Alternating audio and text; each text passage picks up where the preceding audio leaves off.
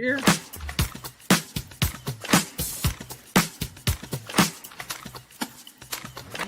Unsyndicated presents Off the Board, the weekly gambling show. Hosted by Blake Majchrzak and Mike Iavasile.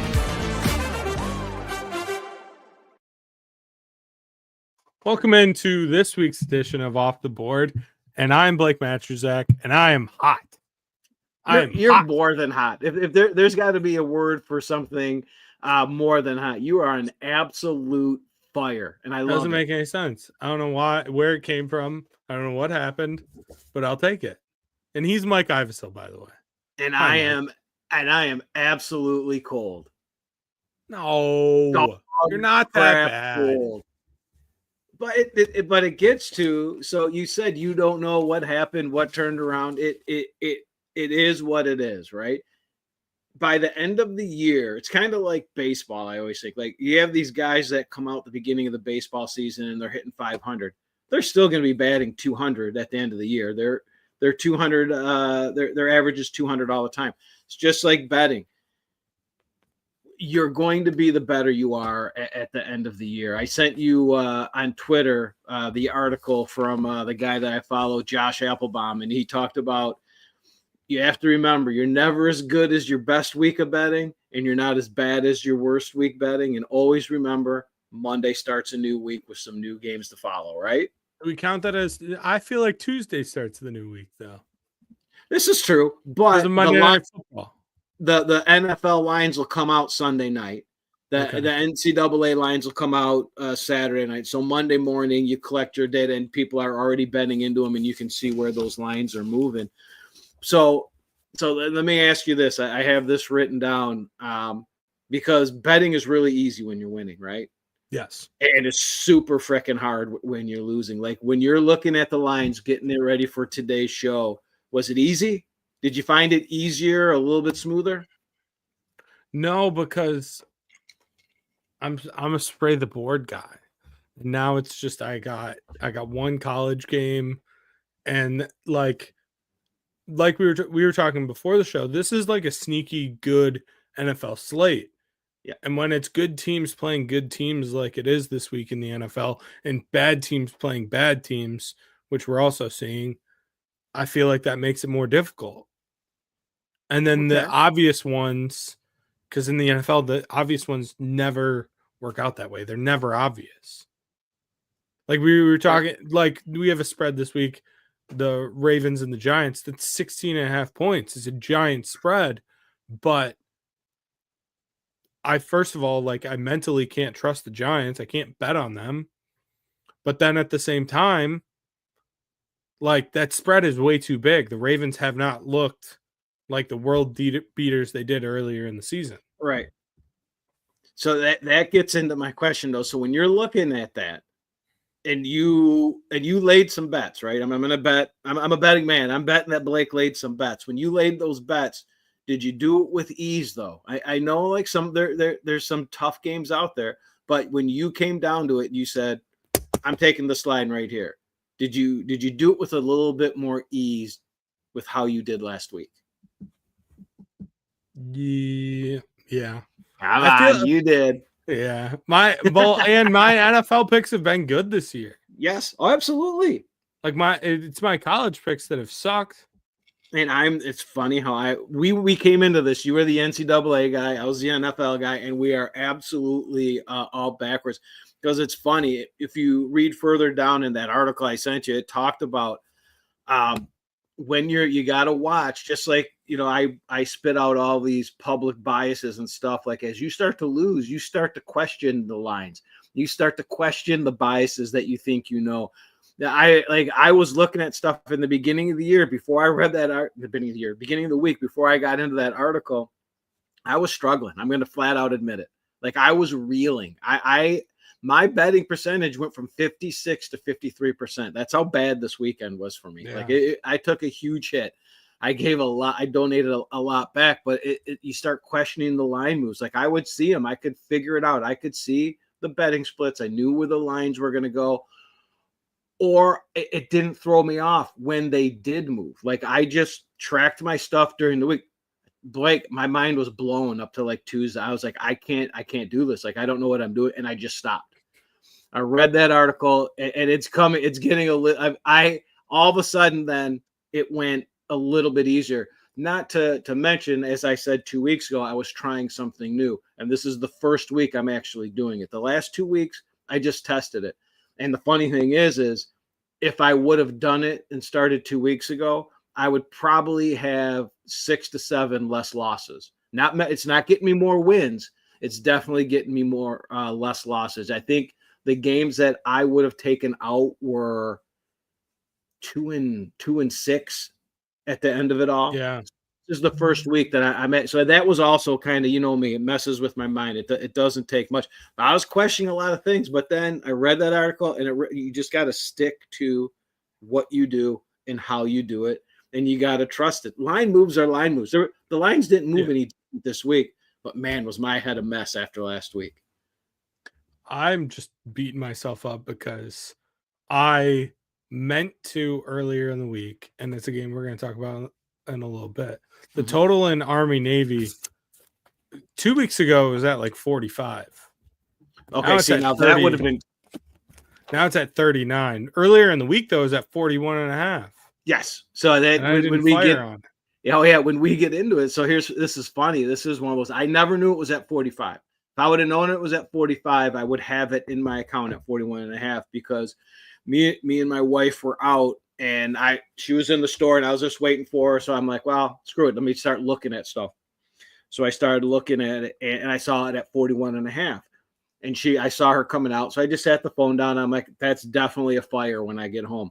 By the time I got home, that was 40.5. So that's where I have it. And I'm like, holy crap. And I took it. If I knew it was at 45 down to 41.5, I would have fired on that right away.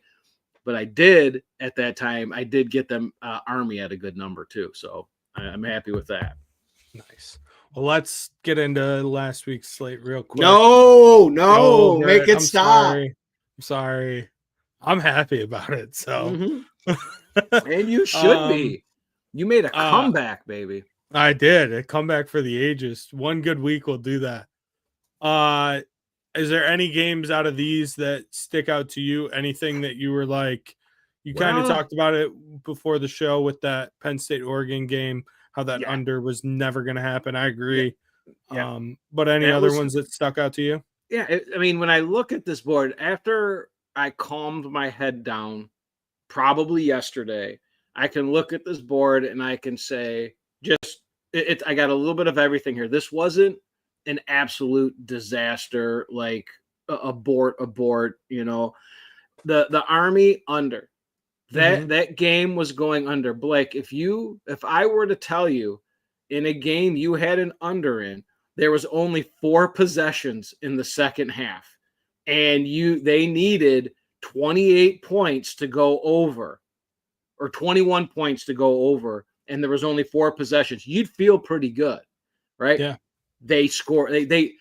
Tulane just couldn't stop Army. Army scored 3 touchdowns in the second half on 3 of their possessions. It was incredible. UNLV. Now, here's a question I have for you, Blake. Did you watch that game? I'm assuming you did. Yeah, I was watching the game. That was the main screen. So as that game was going to the end, were you wondering? Because I had in my account, I had UNLV plus 6.5. So do you think they would have went for 2 in this whole go for 2 when you're down by 14? See, when they were going down, I was hoping they would score. So I had a chance there, right? The ASU game was over before it started. Yeah. The SMU game, I was sound asleep before that terrible team came back. The Oregon game it was a little, once I looked at it, now when you pull up, and not even the NFL games we talked about, because we didn't even get to our bets in our account. The bets in my account in the NFL, Blake, I've never had a week like that. There was not one that was even close. Not even close. Yeah, so, I mean, the only one out of these that sticks out, like I would love to know what Texas was doing on that drive in overtime, especially when Carson Beck comes back in. and he's obviously injured, can't throw, like you should be just doing an all-out run blitz because there's no way he can throw. So I don't know what they were doing. When you were watching it, did you almost feel like Carson Beck was faking it and he was going to throw it? Because they might as well taped his arm to his body. Like it was like hanging off of his body. And I'm like, oh, that is so fake. I can't believe they put him in. Did you see the look on his mom's face? Yeah. She was ready to cry. But like, I can't believe they put him back in. I did not understand that at all. Because they do have another quarterback.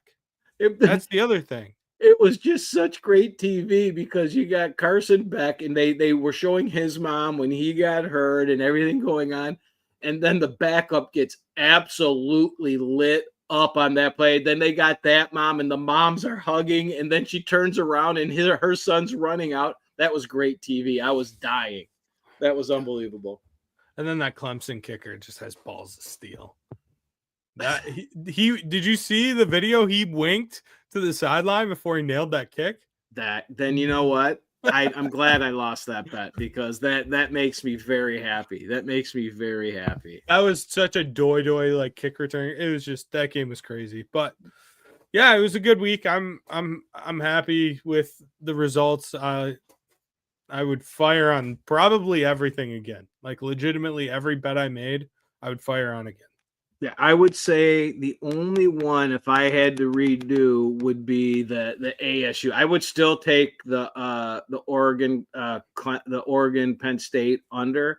Mm-hmm. Now, here's the thing we were talking about with these conference championships really not meaning anything. I do think they're taking a little bit of the lore off it with the playoffs, but it is what it is.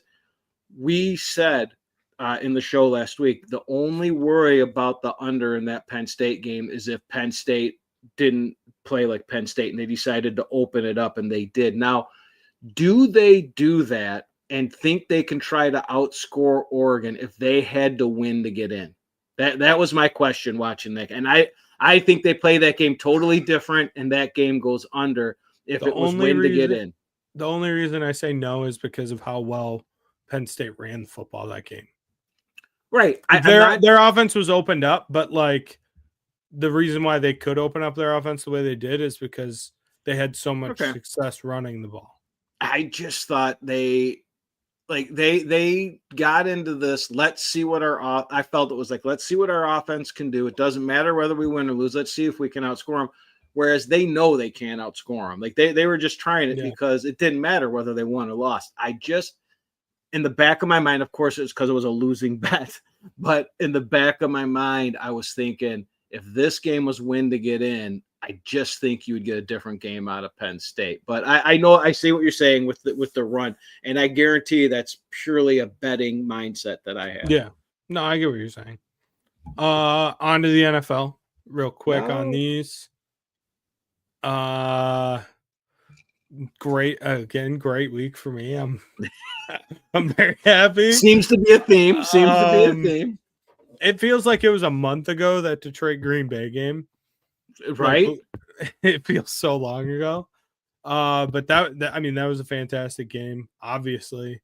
Came right down to the wire, and but we were both on the right side, but it probably was even more of the right side. Like, and that game makes, we got lucky. Yeah, that game makes me really think about this game Sunday afternoon coming up against Buffalo, because I kept looking at my wife and saying, like, I can't believe this defense is doing what they're kind of, I mean, they played well, and that's not even a mash unit. I don't even know what to call it. I mean, it's like a development league team, the way they're going, and they're talking a lot of these injuries are not coming back for the playoffs. It's really, really making that one seed. You start to question that one seed and make it even that more important that they don't have to travel to Philadelphia to get to the Super Bowl, because that right now the Super Bowl is going through Philadelphia in the NFC. Just for that Rams Buffalo game, shout out Todd. Todd jumped in here during the show and absolutely called that. And that was like obviously an incredible NFL game, like just back and Yes. forth, both teams throwing haymakers. McVay went full empty the bag. He just sprayed the clip. It He was clearly awesome. emptied it if you watched the game last night. Josh Allen played like incredible football, and still they lost. It was awesome. It was absolutely he won the MVP, didn't he? Probably. The only hiccup that really can just eyeball test. The only hiccup that he could have would be this week, and with the Lions defense, I just don't see it happening because I think they closed twice with the Patriots and once with the Jets. He's the MVP. I'm never going to have a shot to lay that money to get everything on even for me. I think there's 3 people that could win it. I think it's him. I think it's Goff. And I think it's Saquon. Yeah. I don't think Mahomes is in the running at all. I don't think Burrow is, even though he should be. So you say Burrow. What Jamar Chase is having a career, if not record-breaking year. Yeah.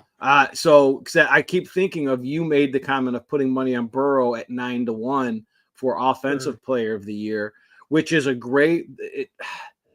It's not, but look at Jamar Chase's. I think at the same 9-1. It's one or the other. But the whole deal with, you've already said there's 3 guys up for the MVP, and right now it's Allen and Saquon Barkley.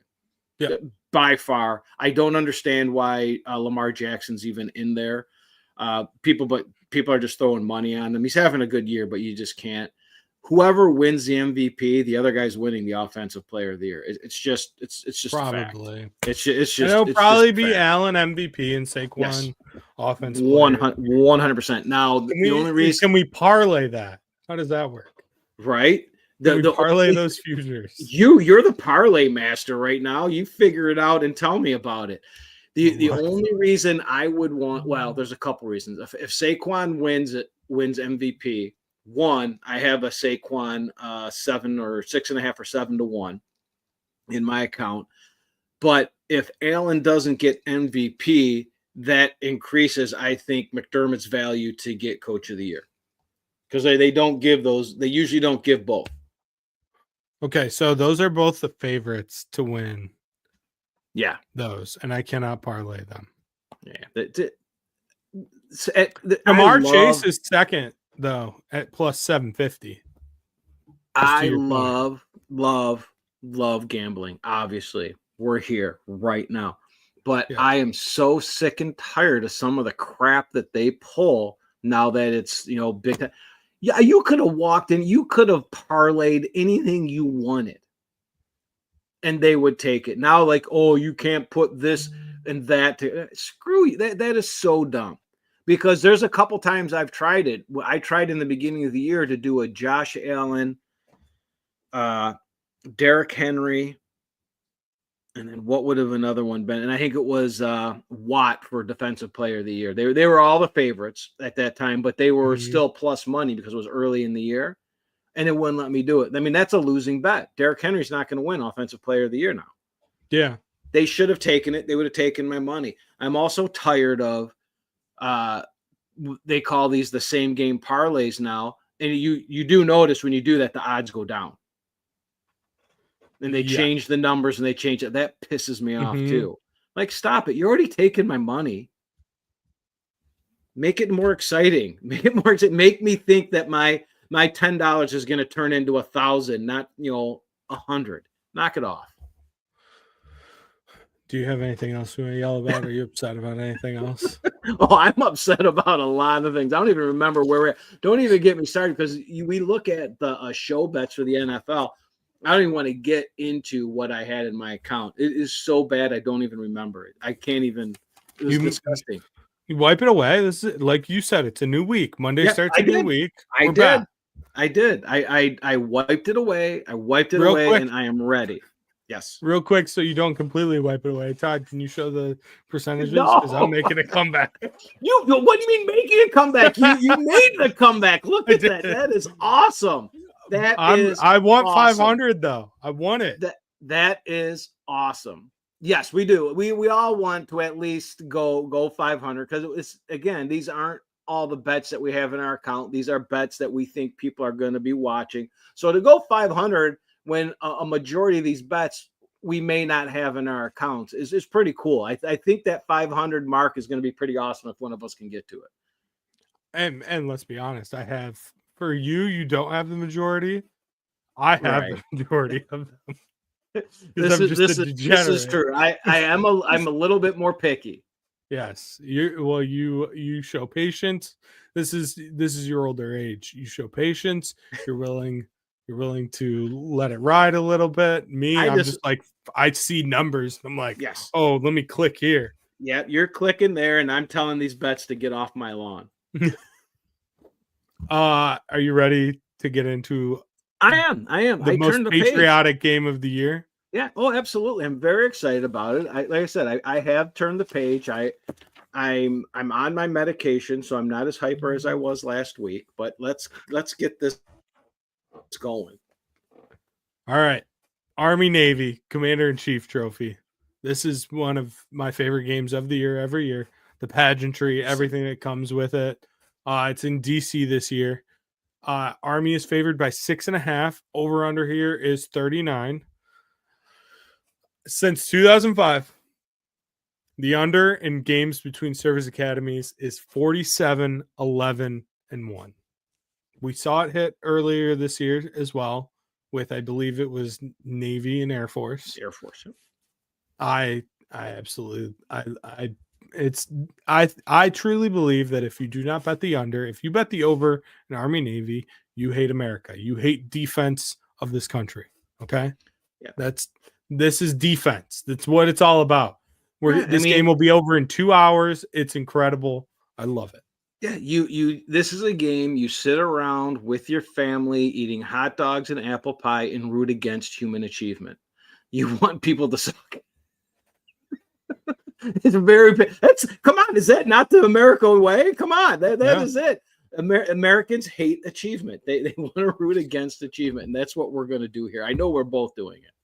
Yeah, I have the under 39. I really wish I would have gotten it at 41.5 earlier in the week, but I didn't. So it's at 39 now. It's probably going to go down. So get it while it's at 39 because I think it'll probably close at like 37, 37.5. Do you think it's going to go that low? Yeah. Here's the thing. That stat that I gave, the 47, 11, and 1, it's super public now. Yes. Everyone knows to bet the under in this game. Everyone knows. But I'm not also so fast, my friend. Not so fast. Not everybody, but you keep going. I also have Navy plus the 6.5 because I believe that this will be a tight, low-scoring game. When the spreads are big in this game, they always end up being field goal games, 6-point games, something like that. So I like Navy plus the points. My father was also in the Navy, so I have to say go Navy, beat Army, obviously. All right. Yeah. But I love the under too, obviously.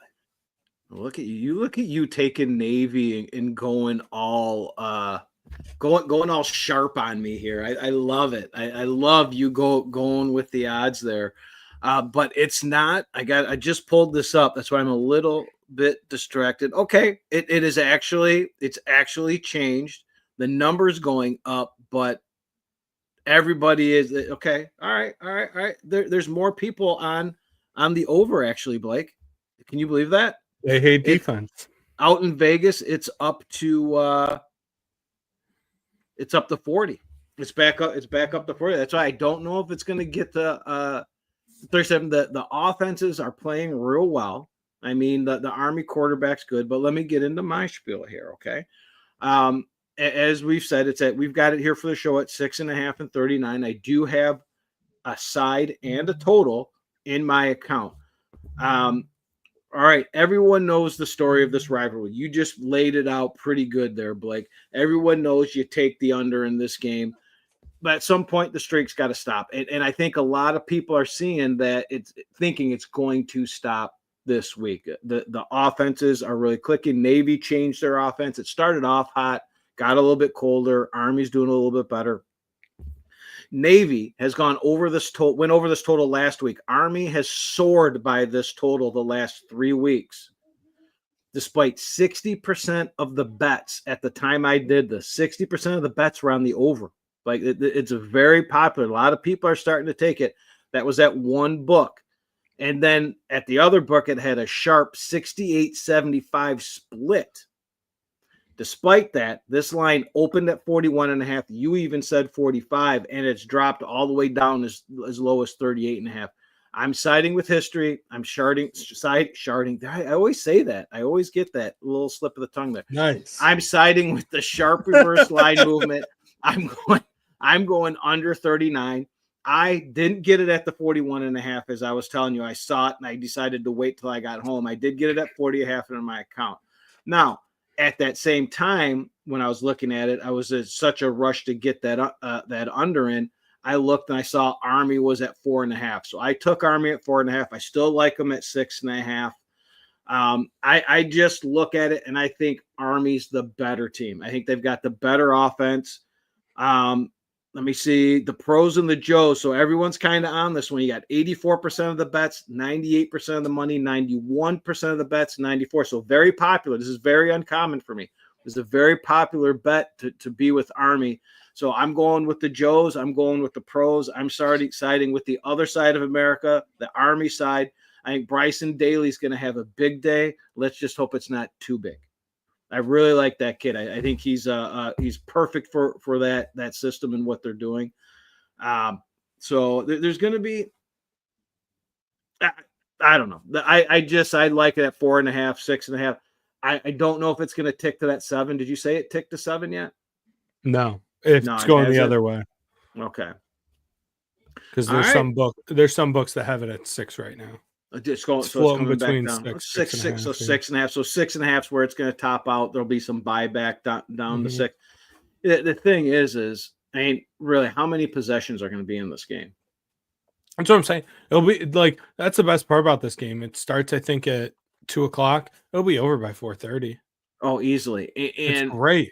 So if you look at, let's just do the simple math and take the Army Tulane game as a diagram and say that there's 4 possessions. Each team gets 2 possessions each half, which I'm not joking, legitimately could happen. Yeah. You just need a stop, right? And that's the problem where it comes in. I don't know. These offenses are that good at what they do. I just don't know if we're going to get They're very, very – both of these offenses are super efficient. Army especially does not turn the ball over. Like their turnover margin this year is plus 14. They've turned the ball over for the entire college football season 5 times. 5 times. That's insane. Michigan did that in 1 game this year, I'm pretty sure. Jared Goff did it himself in 1 game. Exactly. So it's like, but both of these teams are the quintessential Service Academy teams. They don't turn the ball over. They force turnovers, all that. Yeah. So if there's 8 possessions in this game, which legitimately could happen, that's 56 points. We need 3 stops. Mm-hmm. Right? Does that math work out? Yeah. That'd be 35, right? Yep. So it could, with how these guys look, Bryson Daly and the new Navy offense looked in the beginning of the year, the way it looked, this is good. This is actually a tough sweat. This isn't the typical taking this under, and that's why it stopped at 39 and actually has ticked back up. Well, if there's any defensive touchdowns, it's dead. If there's 1 pick 6, fumble recovery for touchdown, anything like that, turn the game off. Turn the game off and hate it. Well, don't turn it off because we love America and we still have a side. But it will go over. Or if it goes into overtime also. Because that happened that's 2 years ago, I think. Yeah. 2 years ago. Like it was under the entire game. And then, but I think it was 10-10 going into overtime. Yep. If I'm not mistaken, it was something like 10-10 going over. So yeah, that would, if it goes into overtime. But with the new 2-point rule, we could get lucky if it's 10-10 going in, we stand a chance.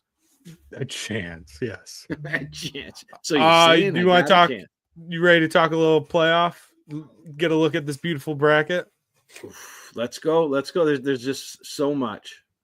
Let me pull up the lines too. I know we don't have them on there, but just if there's anything that's like standing out to you lines wise, or we were talking before the show about Penn State's path.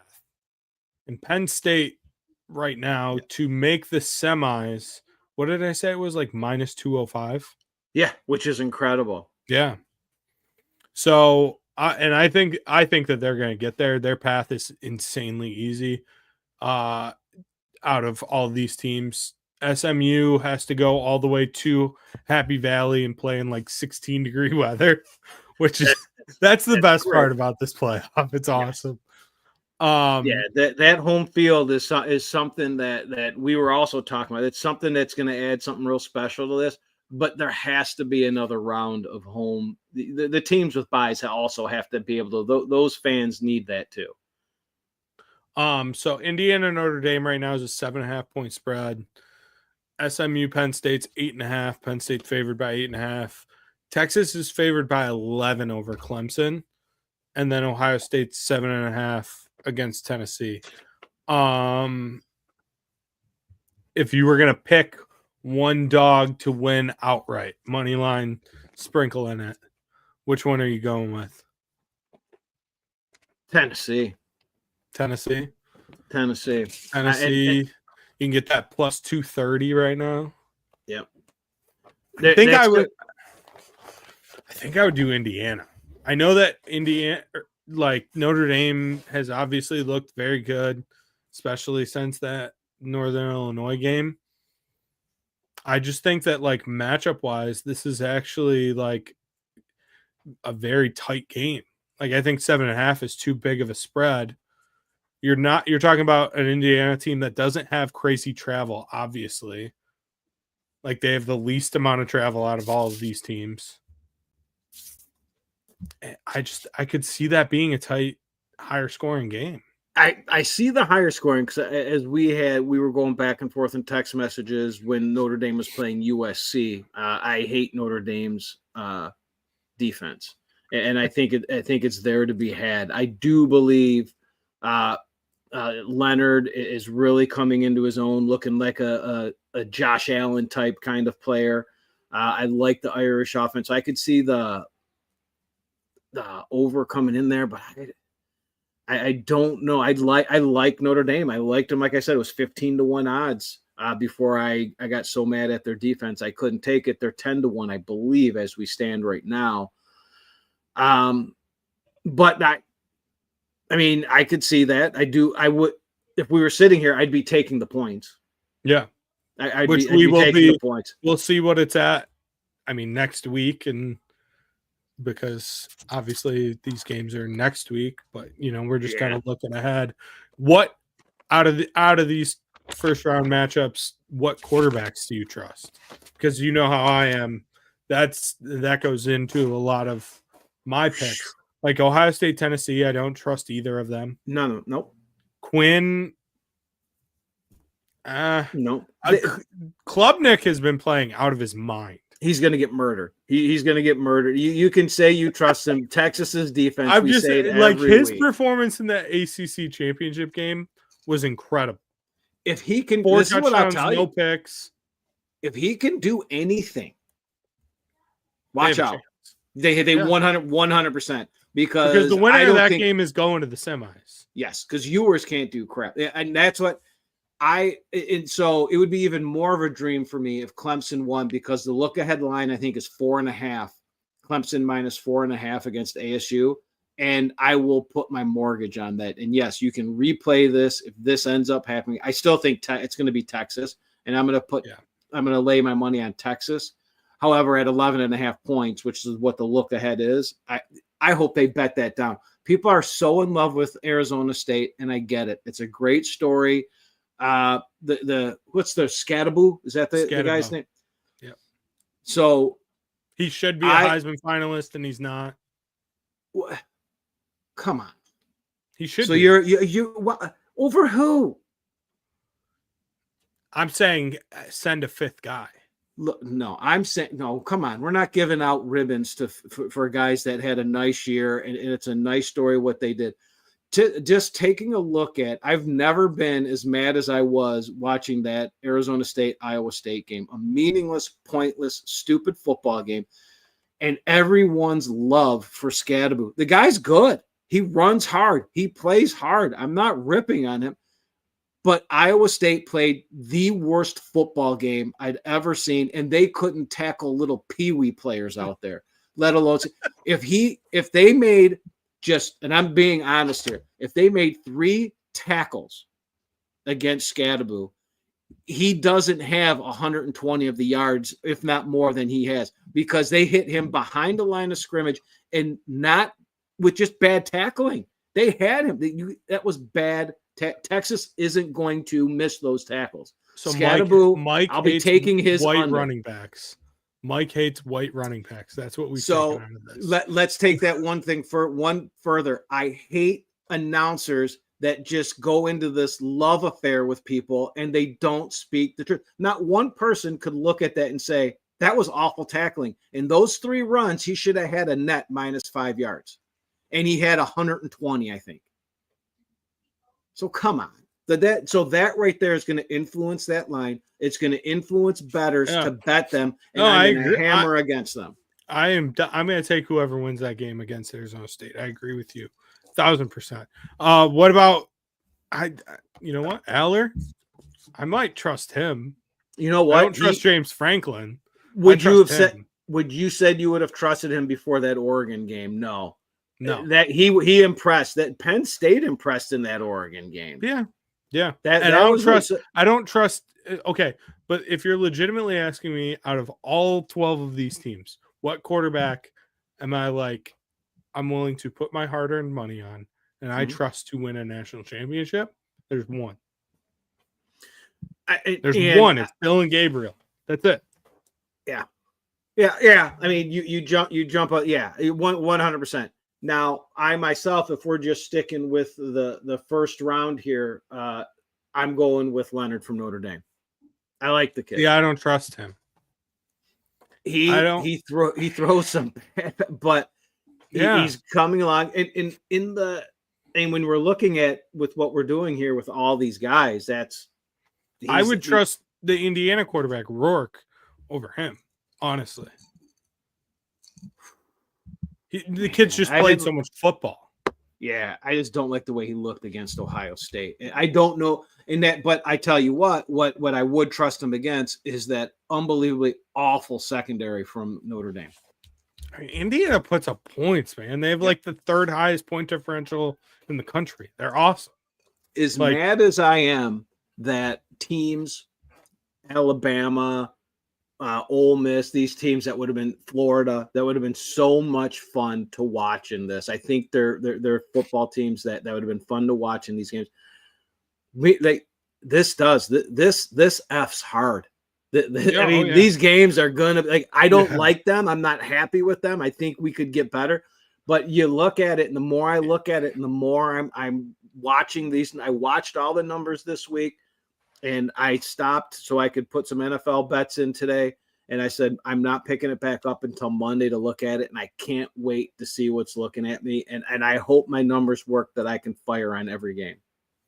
I will be firing on every game. You know, I know you will. And you're going to crush it. So who are your, like, right now, just looking at it, who would you be betting to make the championship? Not to win it all.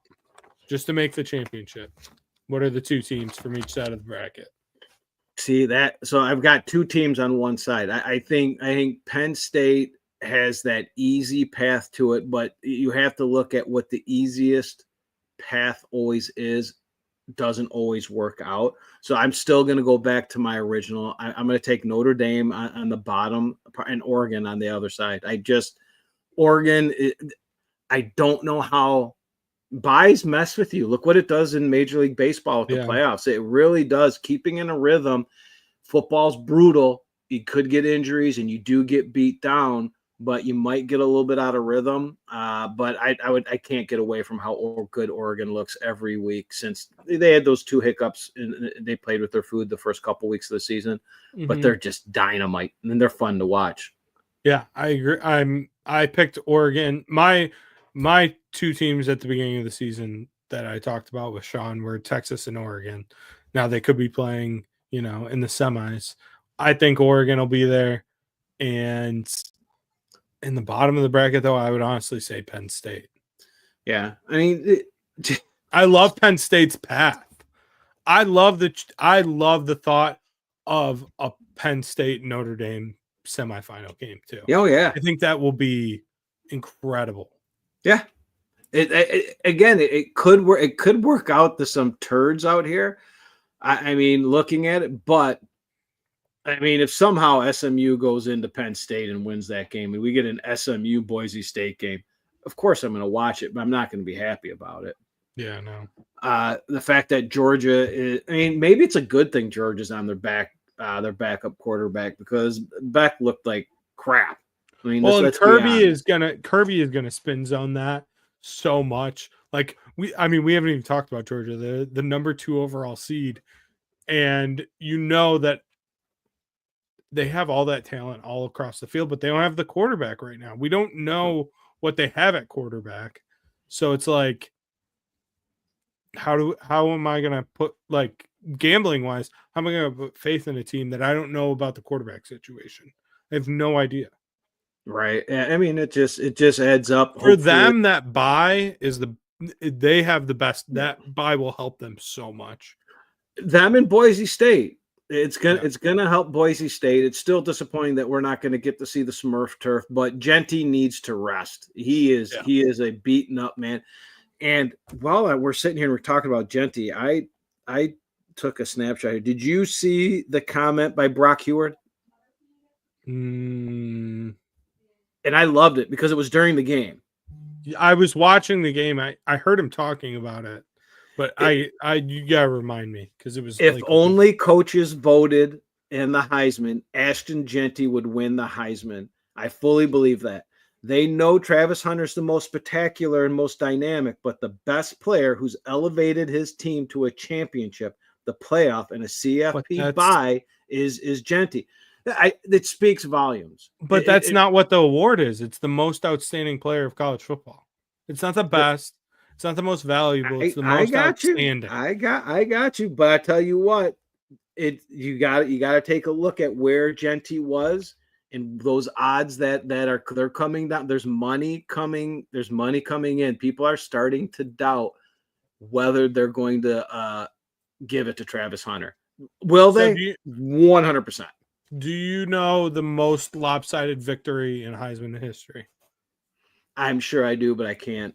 It was Marcus Mariota in 2014. Okay. The second place, the runner-up in that Heisman race. I heard this earlier on Cover 3, and this tells you everything I think about the Heisman this year. Second place guy in 2014 was a guy by the name of Melvin Gordon. He had an incredible season. Wisconsin, right? Yes. Ashton Genty had the same exact season as him. Legitimately down to the same amount of touchdowns. They both had 29 touchdowns. Beautiful. That's a great point. That's a great point. That Mariota smoked him. It wasn't even close. So that gets back to a point I brought up. I think it was last week when we were talking about the Heisman that I did not know he had the same numbers as Gordon. So the precedent was already set that a running back will never get the Heisman Trophy. Because if you didn't give it to those two guys with these numbers, then you're not going to give it to him because no one's going to be better. You're not going to get much better than that. But that's it. Like Marcus Mariota that season was like out of this planet good. Well, I think he had like 3 interceptions that whole year. But it gets it that. I mean, you're talking. I mean, he's good. He's lights up. But you're talking about numbers that aren't put up by But that's the thing, like with Genty, like everyone was like, if he would have broken Barry's record, yeah, he would have won it. Well, that's the thing. That's what you would have to do. It's the thing. The comparison though with Genty and Melvin, like they had the same year, so it has been done before. Mm-hmm. And before that, there's been running backs like close to those numbers that have made the Heisman finalists. Christian Right. McCaffrey at Stanford, like stuff like that. Like, So you're never going to give it to a running back. That's just what they have to say. They have to just make 2 awards. Kind of. If there was ever going to be one, it would have been this year. Yes, because there was so much parity in college football. Yes. Yeah. All right. Well, there's a lot to talk about there, and so we'll pick all those games next week. All the first round I can't games. wait. I can't wait. It's gonna be good. That's what I had my wife run down. It's when if you saw something come flying at me, it's the marks that I have getting ready, and it's my sticky note fell off of it, but it says don't open till Monday. So I got to keep my brain straight here. So what do I have her do? She's running stuff down, but I don't want to look at it till Monday because I've got Sunday. I have a whole list of crap that I got to take a look at. So let's get this going. All right. Week 15 in the NFL. Let's make some picks. Yes. First game is Steelers at Eagles. By the way, I realized after throwing these picks out, we don't have any 1 o'clock games. These are all 4 o'clock or later. We have nothing in. I did not pick any games in the 1 o'clock slate. Yeah, because I'm looking at games that are in my account, and we do not. The 1 o'clock slate stinks this week. Not stinks, but the 4 o'clock slate is insane. Yes, yeah. The 4 o'clock, even with the Eagles and Pitt, I know that. Wait, that there'll be the Detroit Buffalo game. We'll be watching at 4:25, so I won't be on red zone. It would have been a good red zone if the Lions were at 1 o'clock, a good 4 o'clock work, so you can catch a little bit of everything. Yeah. I love days like that. Pittsburgh at Philly. Yep. Battle for Pennsylvania. Philly is favored by 5.5. Over under here of 43. I am going to just ride what we've been riding all season long. Mike Tomlin as a dog, plus 5.5. Give me the Steelers plus the 5.5. All right. When it ain't broke, don't fix it. Take Tomlin as a dog. I got you. I got you. It bit me in the butt last week. It's gonna bite me in the butt again, I'm sure here. But I'm going with a double dip here. I've got something on the side. I got something on the total, and I actually have this in my account, Blake. So we can track how bad I am this week. All right, the public sees both these teams coming in hot. Philly 9-0 in their last 9. Pittsburgh 7-1 in their last 8. They think this is an even game, right? And they've been hammering all the points that they can get with Pittsburgh. They also see Philly has gone over this total in the last 4 games, and Pittsburgh has actually gone over this total in the last 2 games. However, despite almost 80% of the bets on Pittsburgh, this line opened 4. And it's gone all the way up to where we have it for the show at 5.5. Almost 70% of the bets are on the over this total. This total opened at 45.5. Blake, it's gone down to 43. So I'm riding this reverse line movement. I'm taking Philadelphia minus the 5.5, and I am taking under 43. Now here we go. We all know about these Tomlin trends, right? And we love Tomlin trends. They've been good to us. However, what about some Sirianni trends? He's 12-5 against the spread at home as a single-digit favorite. Dun, dun, dun. Tomlin, what's his record in Philly? 0-3. Dun, dun, dun. Let's go. Fly, Eagles, fly. Let's go. Those are very That one's for my stats. brother-in-law. That's for Those my brother-in-law. Stats. Did you also, just to go along with your under, I don't know if you, and this doesn't help my bet at all, but Pickens is out for this game. Yeah, for sure out. So 100% for sure out. Yep. Which stinks because why he's out. He's not hurt or anything. They just didn't want him to get into a fight with CJ Gardner-Johnson. Are you like that with me? Are you? No. He's hurt. He's hurt. But that was going to happen. It was going to, yes, 100%. Yeah, he's a firecracker. But that's what makes him him. I mean, you need that. At least he's not A.J. Brown crying about the passing game when you're on a 9-game heater. What's he doing? Yeah, that team. Well, I know what he's doing. So Sal Palantonio comes on a podcast that I listen to. And he got on the podcast right after A.J. Brown had to announce it. You know what? he said this is the first time ever he's ever heard this. And Sal's been around the NFL forever. Mm-hmm. A.J. Brown said, I was using the media to get more touches. He made that comment. Honest. He's just being honest. And you know what? The last time he did it, I think, and here's one for you prop bettors. The last time he did this, he went over 100 yards like 3 games in a row. I will be betting A.J. Brown touchdown. I can promise you that. And I can't wait because I actually have my first prop bet in my account to talk about. And it's not that. It's not that. It's a total other one. It's something new that I wanted to try.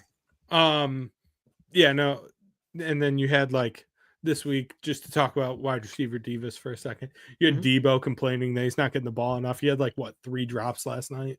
That drop was a touchdown. That was an absolute touchdown. That game was look. I like football. That game was boring. I couldn't. I couldn't. Me and Todd were texting during that game, and we were both just puking while watching. It was horrible. And thank you for at least admitting during that you knew I was asleep. Oh yeah.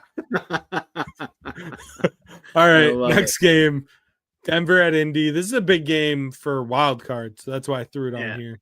And I actually got surprised here, but let's go ahead. Is it up to me? Yeah. All right, this one's on me. I wrote right away. Like we talked about, it was a tough one because all these NFL games are kind of equal this week. Like it was tough, and I was surprised that you put Bo Nix in here because we know you hate Bo Nix. So the first thing I say, I know where your bet's going, but actually I was wrong once I looked at him. But this game stinks. Blake hates Bo Nix. That's how I had to start it out. Sometimes, Blake, though, I always put out those biases, and they're usually stat-based because that's what the public looks at. And you know what? Sometimes stats matter. And the pros and Joes are coming together for this one. So the pros are even looking at these stats, and they're coming together, and they're going to hold their hand in victory here. Both have these offenses. Both see that these offensive have been clicking lately, except for the Colts stinker against the Lions. It's really the only one in the last few weeks. Other than that, the Colts have averaged 26 points a game the last 5 games. Bo Nix, not Denver, Bo Nix has averaged 31 points a game the last 3 games. I'm not putting any splits or any numbers out here. I'm just saying I'm taking over 44. It moved. The line was at 43.5. It went to 44.5, but I didn't even look at the splits. I'm taking that move. I'm taking these offenses, and I'm going over. I'm just going to take Denver, and it hurts me. How bad did that hurt? I heard the pain. Bo Nix has been playing really, really well. Shout out Rookie of the year. My friend Dave Rieger, who is the biggest Denver Broncos fan I've ever met in my life. He's been known to wear a Broncos hat around and strut his stuff. Yeah, I mean, Bo Nix has been playing really well. Clearly, rookie of the year, like you said. I mean, it's him and Daniels. Yeah, I mean, really, that's it. So, and especially if they can make the playoffs, and this is a huge game for them to make the playoffs. They win this game, and they're going to be sitting pretty for that wild card. Yeah. Spot, oh yeah. So. Oh yeah. And my over and wins is already said and done. I love Denver. Yeah. All right. Probably game of the week. Next game. I mean, which is we have 2 Monday night games and a Sunday night game, and this is the game of the week at 4:25. Yes. Buffalo at Detroit. Detroit is favored by 2.5. Over under here of 54.5. I think that this is the one that the Lions lose. I just do. The defense is so beat up. Yeah. Josh Allen's, like I said last week, played out of his mind. The snow game played out of his mind. He's very good at football, probably going to win the MVP. So I will take Buffalo plus the 2.5.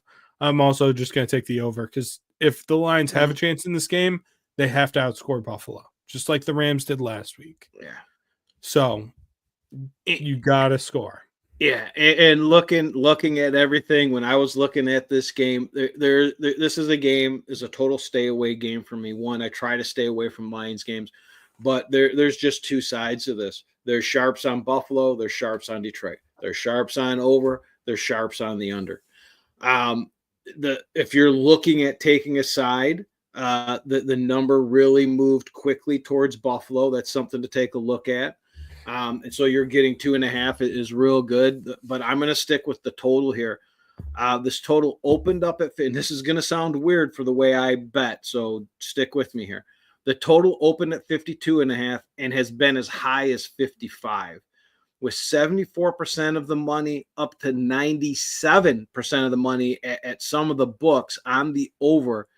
The books are going to need this game to go under. They can't make this. If they put this at 55, 56, they're still going to get over money from the public. So with that, we know sports books are open for a reason. This is where I'm just throwing my numbers out. And for the sports book, I'm taking one for the team here. I'm taking the under 54.5. So then in my theory, though, then also you would feel good about Buffalo.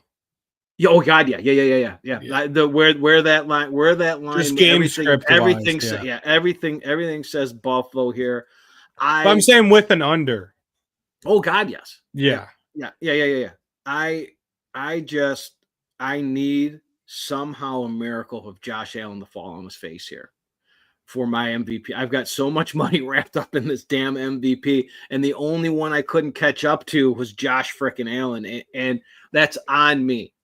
I'm a Josh Allen fan. I like him. I should have just thrown a little bit on him as he started the year doing that. But with that, we said this last week, Blake. It didn't come true last week, but Josh Allen is an under quarterback on the road, 34-19 against the spread. We mentioned it last week. It didn't work out, but hopefully this week the Lions know they've got to keep that guy off the field, and they try to run the clock, and keep their defense on the sidelines, and let's have an under game here, which, yes, would favor Buffalo. I need to text our friend Sean. How is our friend Sean feeling about this game? Because I know how much he loves Josh Allen. Oh, he's a huge, and then he also loves the Lions. So I need to know how he's feeling about this game. This has to be, it's got to be like a 25-75. Obviously, like, he's more of a Lions fan than anything else. But I'm going to send him a text right now. I know how much he loves Josh Allen. I know. I'm going to send him a text right now. Almost to Burrow levels for me, But Todd, were you going to say something? I saw you in here. Yeah, I was going to say that this feels like it has to be a statement game for Zadarius Smith, where he makes an impact and shuts down Allen. So he's going to go hard and aggressive. He kind of snuck that roughing the passer in without the call last week and got away with it. I feel like he's going to feel more emboldened. So he's either going to go off for 3 sacks or get thrown out of this game and 2 more. Like, it's going to be some drama there with that's my thing, because he's got to prove himself. Here's the big quarterback. It's the statement game. I think the team probably feels if they win this game, they win the Super Bowl, and it's going to be, all systems go. They're going to be going hard after him to make him scared early in the game. And that's what I see, getting a little aggressive. I don't know. I like, so what if we could find a prop bet for over under of roughing the passer? Is that what I And hey, he's already been on point once last week. I love this. We need more Todd in our lives. I think we should do like a Todd's prop bet of the week or something. I love it. I would take it in a heartbeat. I love it. I'll take the over on Zadarius Smith and 1.5 sacks. Oh, there we go. Find those odds for us, Blake. We've got this. I love it. I'm looking right now. So, the only other thing I was going to say too, if the Lions do end up losing this game, they would still have the 1 seed, which is good, because this is out of conference. Yeah, but I mean, they've got some games coming up, and if this defense starts to fall on its face, it could fall hard, and it could fall for a couple of games. I was really impressed, and it was a good sign what we saw against Green Bay. Hopefully, they can somehow contain Josh Allen, and let's not take any more casualties, right? Yeah. And hey, look, they're playing for an MVP too. They know it's Goff and Allen MVP, and don't think that's not in the back of their minds. They'll never admit it, but that's in the back of their minds. And getting Goff that MVP is going to be huge. So the defense is going to step up for them. Let's go under. All right, next game. Tampa Bay at the LA Chargers. LA is favored by 3. The over-under here is 45.5. Mike, you go ahead and get us started on this one. This is one of many games I don't have in my account, but I am actually tracking, and it could be in my account by the time kickoff on Sunday. So I'm going with the total. The public sees two teams that are averaging close to 50 points a game. Tampa Bay has the 5th-ranked offense. Baker, I mean, he is – can I say he's the white Jameis Winston? Or is that racist? No, because he doesn't turn the ball over as much. Oh, but he throws some crazy-ass passes, though. Yeah. He really does. But I like his guts. I like the way he's playing. He's leading that 5th-ranked offense. And, hey, let's be honest. Jim Harbaugh is a genius and a quarterback whisperer, right? That's what the public thinks. This is going to be an easy over. However, despite close to 70% of the bets on the over, this line opened 46.5, has dropped to 45.5. I'm going with that reverse line movement once again. I'll take under 45.5. I am going to take Tampa plus the 3. I think that this will be a field goal game. These are two very evenly matched teams. Obviously, I love the Chargers because of Harbaugh, but the Tampa has to keep winning to win that division, because they probably, I mean, they're still in contention for a wild card if they don't, but they have to keep winning to get that home playoff game. Yeah, they're going to win that division. Yeah, I agree. I mean, Atlanta's shit the bed completely. Jiminy Christmas, have they? And LA's got to keep winning because I got them at 35-1. Let's go, Harbaugh. Come on. And by the way, this just in, our friend and the wonderful man that allows us to have fun betting and talking betting on his platform, Sean Balajian, says, I love Josh Allen, but just win the damn game. There we go. Right on that fence, baby. Right on that fence. I love it. Like I said, that's a 75-25. He's not going to be as upset if Josh Allen just pops off. He's going to be a little happy. A little. I need total destruction, though. All right. And then the last game of the week, Green Bay at Seattle. Green Bay is favored by 2.5 on the road. Over under here of 46. In shades of the Fail Mary. Remember that game? Yeah. The Fail Every Mary. time this game's played, that's all I think about. And every time I see this, it gets to probably I've been in Vegas so many times, but this is one of the most memorable games to watch in a sports book. It was freaking amazing. The NFC game? Championship game where the Packers were just killing them, and the Seahawks came back and won in overtime. And I think I've told the story on the air where I had a lot of money riding on the over and the Seahawks and all that. And I was sitting there going, I can't believe, but having a great time, because when you're there, Blake, you got the Packers fans. As much as we hate them, they're passionate, and it's fun to watch the game. And then watching the tide turn and all the Seahawk fans come back into the sports book. But anyway, so that's when I see this. Yes, the Fail Mary, but I think of that game. It was just an unbelievable experience, and why everybody needs to go to Vegas and watch football. I was trying. If I seemed distracted, I was trying to find Darius Smith sack totals. Okay. I went on 3 different books.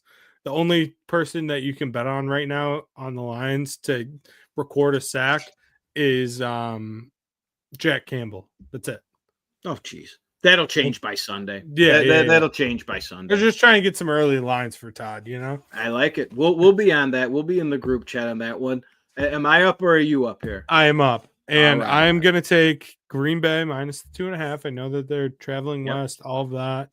I just think that the Packers, obviously they need to keep winning and everything for their playoffs. and they're not completely out of the division yet, so they got to keep winning and keep fighting, hoping that Minnesota stumbles and hoping that Detroit stumbles. But I also like the over here. Okay. Sunday Night Football over. Yep. This is the Sunday night football fight between Blake and Mike here. So I also have a side and a total here. So sometimes when the public's looking at it, it really is this easy because I couldn't find anything. It's just as easy as the team with the better record should be favored, and that's who we're going to bet on. They got a better record, 2.5 points, 3 points. It doesn't matter. We're gonna lay it on it because outside of that, I don't dive too deep because I don't go off of stats. I go off of splits and where the money is. I couldn't find anything to really differentiate between these two teams. But I just couldn't. So then I look at where I look. 70% of the bets are on the Packers. And I don't get why. I figured this would be a 50-50 split because it really looks that way to me when I look at it. But this line opened at 3 and it dropped to 2.5 in the favor of the Hawks. So I've got to take that reverse line movement. I'm taking the home dog. I'm taking the Seahawks, who still have a chance out west. Give me the Hawks plus 2.5. And then when we're looking at the under or the total, I actually have this in my account. The public sees two teams are averaging over 50 points a game. That's more than 46. Seattle has gone over this total in its last 2 games. The Packers have gone over this total really high the last 3 games. However, despite this, one book has 62% of the bets. Another one I look at has 75% of the bets on the over. This total opened at 46.5. It's been as low as 45.5. The one split, Blake, is 38% of the bets. Only 38% of the bets are on the under, but 95% of the money. That's something I'm going on, especially when that line moves that way. So give me under 46. Seattle and under 46. Me and you are going to meet at Buffalo Wild Wings and fight at the bike rack. Bike rack, he says. Seattle's just been so inconsistent this year. Oh, yes. I mean, that whole division's been inconsistent. But when you look at it, who's Jordan Love? He's Geno Smith. Give him 5 years. I mean, that's who he's going to be. These teams are identical. You got why am I blanking on the running back for Green Bay? The Raiders guy, right? Oh, Josh Jacobs. Josh Jacobs, right? And on the other end, you got the kid from Michigan State. Well, he's hurt. He's not. Oh, is he really? Yeah. Maybe I'll change my bet. Not. You got Zach Charbonnet, Michigan legend that transferred to UCLA. That brings back a lot there. All right. So what do you have in the NFL in your account that we didn't talk about, sir? I just got 2 dogs that I like. Browns plus 4.5 against the Chiefs. Chiefs just can't cover spreads. They just can't. You have the Chiefs. We're hand in hand and we're hugging with that one, baby. Okay, good. The Chiefs just can't cover. They're good, but they're good enough to win, not good enough to cover. And they're probably going to win the Super Bowl. Right. But what I can't get out of my head is all these people like, oh, when the playoffs matter. No, that offensive line can't protect Holmes and give him time to get that offense. Now, if that offensive line starts to block and they get to, then yes, then Mahomes and Kelsey and these guys get in rhythm and they can block for that angry running. I mean, that he runs like he hates his shoes. I fucking love it. It will eventually break for them, though. Like, eventually they will smoke a team. And this could be the week because Jameis could throw 5 interceptions. Absolutely. I mean, it could go Jameis could play the game of his career and just have like 6 touchdowns. That's why you're going to watch, because you don't know. You don't know. Everybody loves Jameis. And then the other ones, I like the Dolphins plus 3 against the Texans. Texans have been like so inconsistent this year. I know that they're going to win that division and make the playoffs and everything. Their offense, though, just hasn't looked great this year. And the Dolphins are, I know that it's, they're on the outside looking in for the playoffs. But I think the Dolphins are, with Tua healthy, they are a good team and they're fun to watch. And yes, I think they'll be able to put up points in this game. I was baffled by that one. That's one that and you hear me say it a lot, like as I'm tracking numbers, there's games that when the numbers were on the Texans, the line was moving for the Texans and some bets were there. And I was like, please give me a reason to not take the Texans. And it ended up working out that way. I probably will have a bet on that game on the total, but the Texans are totally off my book right now. Mm-hmm. I've got a couple more in my account. I've got the Browns there. So to give you a little bit of good feelings on that, the public is back in love with Patrick Mahomes after 3 straight wins and catching every break you can. I mean, doinks and everything. Unbelievable. The public is down on the Browns. They're 1-4 in their last 5. They think Jameis can't play, and they're giving up an average. Like, this isn't good for us.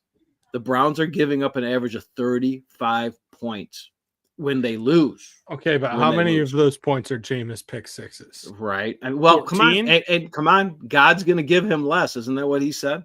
That's what he said. And I believe him. So despite at one book, 64%, another book, 57% of the bets, depending on the book you're looking at, this line opened at 6.5, dropped all the way to 4. I grabbed it at 4.5. I'm going to take that sharp reverse line movement and the splits. Why is that line moving with the splits of 36% of the bets, 52% of the money, another one 43%? That's smart money. We're on the right side here, Blake. We're loving it. I'm going to save my prop bet for last. We've got the Eagles in Pittsburgh. We talked about that one on the show, and we talked about the Hawks and the Packers. That's another one. So I guess I can talk about so I was driving in today, and God, now you just said the name Charbonneau, and I can't. Sharkazian. The guy's name is Sharkazian. He's a fantasy football guy. Okay. And he's from Minnesota. He goes on one of the podcasts and he talks about fantasy football. He talks about betting, but he does put up some stuff that makes you think about prop bets. So I'm going to the Dallas Panthers game on this one. It's also a game I'm looking to get some bets in my account, but so let me see where this comes from. I'm going with is it Chuba Hubbard? Hubbard. Chuba Hubbard. That's a great name. All right. Oklahoma State. It's a great name. So Dallas is giving up 150 rush receive combined yards to running backs with about an average of 16 to 18 touches. Okay. Chuba Hubbard is, I think, a Hubba Bubba. Hubba Bubba is averaging Hubba Bubba. He averages 21 touches, and I think their running back room is a little bit thin, so they're thinking he could get up to 25 touches. So he's getting more than the average that gets them to that Dallas is giving up 150 yards. So with that, I took Chuba Hubbard over 100 rush receiving yards at a minus 125. But then I also climbed that ladder to get to that average of what Dallas is giving up at 150. I got Chuba Hubbard at 150 rush receiving yards at 5-1 odds. I love that. Yeah. I hammered that. And then, I said I use my free bets as my parlays. That's when I do my parlay crap because I'm so bad at them. Mm-hmm. So I took that 150-yard rush receiving for Chuba Hubbard, and I parlayed it with Dowling. Who's the Dallas running back? Dowdle? Yeah. At 100 rushing receiving yards. I think it came out to like 10-1 or no, it might have came out higher than that. It might have been like, because I'm getting like 250. So it's like 25-1. So that's my free parlay of the day there. Now I'm looking at it because I'm like, I might as well. So the 5-1 was outrageous. That was ESPN bet. I'm gonna do 125 plus rushing and receivings and anytime touchdown. Okay. And the 125 is that still around 180 plus 185, 195? 180. Yeah. So that's what it was this morning. And I always get nervous because I listen to that podcast on my way in, but it's from the evening before, and he will move lines when he talks. So, but they were about the same. But those two together plus 244. Yeah, and who's on fire with stuff? Blake. Yeah. Throw shit together and throw it at the wall. It's going to stick for you. For everyone listening out there, because these are games that most likely will be in my account if one or two numbers just change. So some games that I'm leaning on, I want to take a look at is the Patriots and Cardinals over 46. I just need numbers to come in from that second book. The lines moved that way. The one book is at 30, the split of 31-46. My other book doesn't have any numbers yet. The Dolphins Texans, I said I wanted to get in on this game. The total under 47. Right now, it's just too popular. It's like 74% of the bet, 76% of the money. I can't take that. That's still public for me. The Hawks Packers, I put it on the show.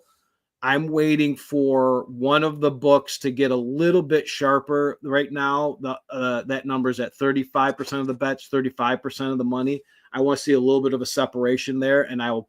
But most likely, even at 35, as long as it doesn't move the wrong way, I'm going to take it.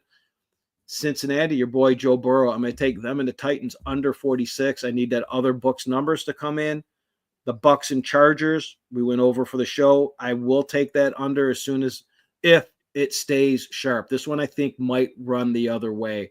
I could see this number flipping and going over. The Patriots +6. I need it to get a little bit sharper in one of the books. It's at 32% of the bets, 37% of the money. I like at least 10% split there. And then the funny thing is the Bears and Vikings, the Bears +7 are at the same 32-37 split at the same book. These are the ones that were catching me at one point where I would have fired on the Patriots and Bears early in the week. You know me. I would have done it on Wednesday because that line move, I want to get the best of that line. And it would have been sharp like this, 32-37. Then come Sunday, it flips. And that's a no bet for me. And those are the ones I was losing. So these are the ones I'm trying to eliminate. That's why I'm waiting. But I am definitely leaning towards those because they're moving the sharp way. The Bears are just so bad. They were awful last week.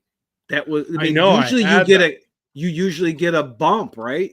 You get a bump when you lose your coach. And they went backwards. It was almost like it was an Eberflus revolt. The only good thing that came out of that game was that they just actually started throwing the ball to Roma Dunze.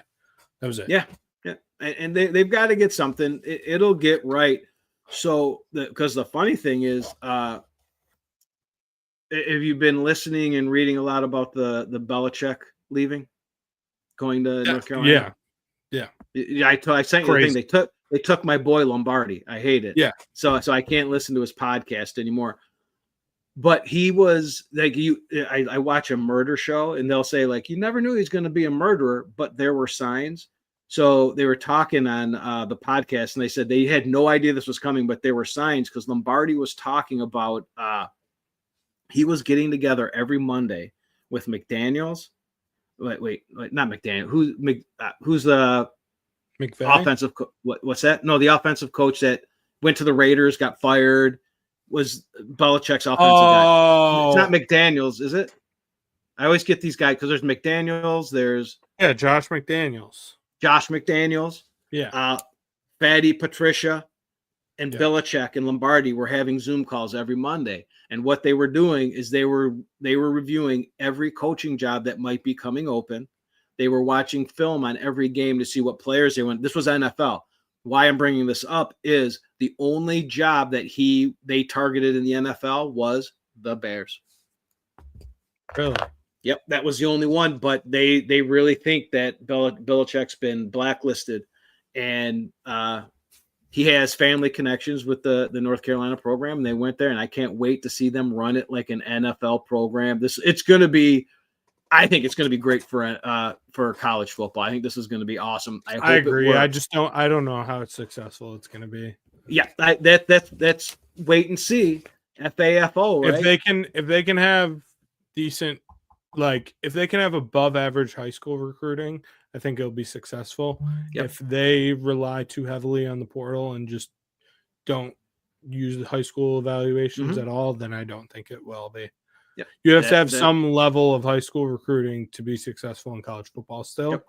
Yep. And of course, then use the portal to fill gaps. And of course, Lombardi talked about that, and he was saying that they had it all in place for he because they're asking how is it going to translate from what he did in the NFL to what, and he said we had college scouts and college recruiters covered it. Now it's high school, and he was talking about the guys that they have in the team that he's going to put in place, and he believes that they will be able to take back that area and even start to move into Florida, which they have to. And it's easier with being in the ACC because they're going to be playing down there in Florida now, so they can get down there. They're going to get exposure. I can't wait. It's going to be pretty cool. I hate that I don't get my podcast, but it is what it is. You can wear that sissy Carolina blue. We'll get you a nice Carolina blue hoodie. I can't say I'm going to turn into a fan of North Carolina. I'm a huge fan of Michael Lombardi. He's one of the smartest individuals around and football smart. And again, I'm a hockey guy. I don't have football smarts. I listen to his podcast, and I take that to anything you hear me talk football wise is really from him. Yeah. So, and from you, Blake. I get my football from you too. Oh, and Sean. Yes. But me and Sean talk hockey. Sean knows it. Yeah, he knows a lot. But when we go, we're talking hockey. Oh gosh, yes, absolutely. All right. Well, look, Todd, another hour and 20 minutes. That's pretty good for us. Todd, thank you as always for everything you do. All the graphics, making us look pretty on screen. Thank you to everyone for watching, listening, all of that good stuff. We appreciate everyone. Thank you to Sean. Check out everything he's doing with What the Puck and Off the Air and Shep and Sean, all that good stuff. And we will see you probably, Mike, do you want to say tentatively Thursday? Because Friday there's a playoff game. Oh, then we have to do it Thursday. The 19th. Oh God, I got so many things. I don't know how to work this phone. Like I put stuff on here. Like I know this hockey game that it says I'm going to watch. I watched it last night. It's so dumb. But I 5 o'clock will be pushing it because I have one of my appointments I was telling you guys about.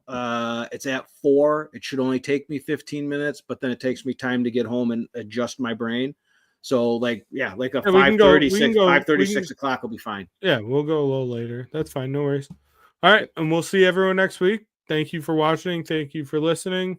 All that good stuff. Like, subscribe, comment, all that. And we'll see you next week. Bye. You've been listening to Off the Board. Tune in all throughout the football season for weekly picks and insights. Subscribe to Unsyndicated and Off the Board on all your favorite social media and podcast platforms.